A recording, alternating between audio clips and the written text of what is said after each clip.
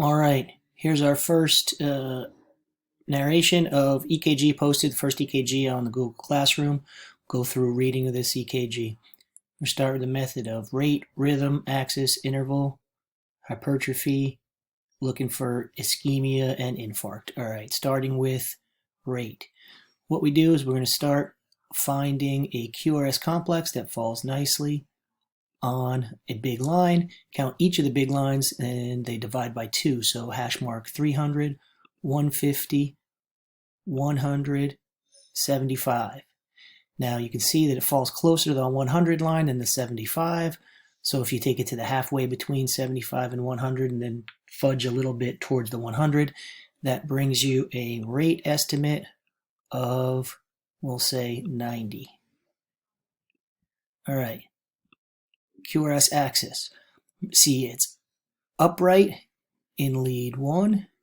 It's pretty much almost equally below and above the line in AVF.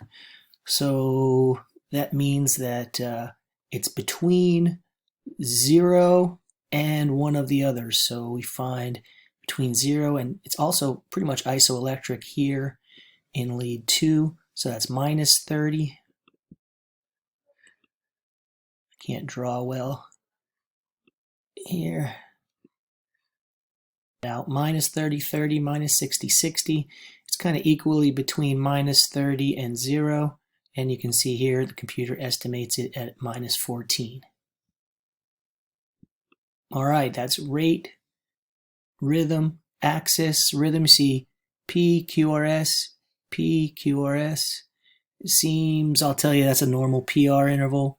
And every P has a QRS and every QRS has a P preceding it, so that's a sinus rhythm. Axis, intervals. We talked about hypertrophy. I don't see significant signs of left or right ventricular hypertrophy. And now getting down to the money on this EKG. All right, so we see, if we look at anatomic leads, I start in the most important leads first, so I'm going to start with lateral, looking here at 1. I'm going to take a look here at L, my lateral leads. Then I'm going to look over here at V5, V6 similarly. Let's see.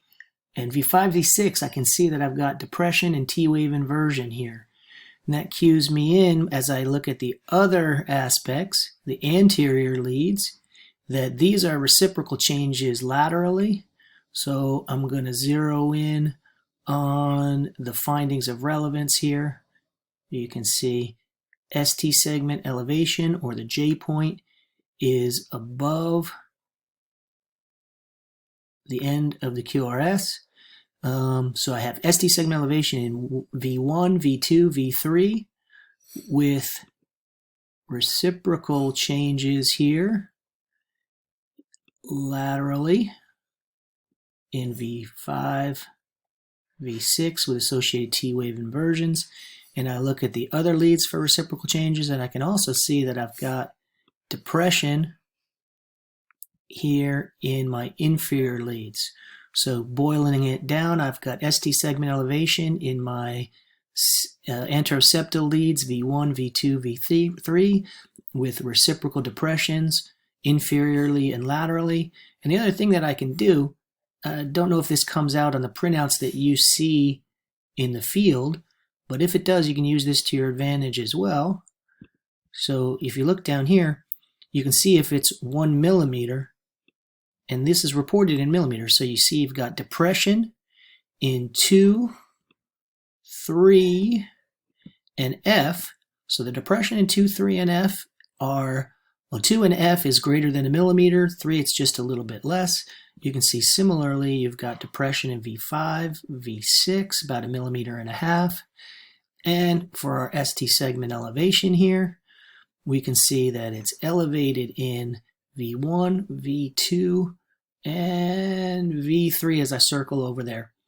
So if you get these readings, these can help you out as you look at the waveform as well. So that's a little tip. If you don't get it, then you got to print it out and look at the EKG itself and look at the waveforms. And I recommend that you use either a folded over Post-it note or an index card to lay down and help you better see the ST segment deviation either above or below the takeoff. That'll help you judge J-point elevation or ST segment elevation. All right, so that's the answer key for this first EKG posted in the Google Classroom. We'll see if I can post this on the website, and we'll work from there. Thanks a lot for joining us. Peace out.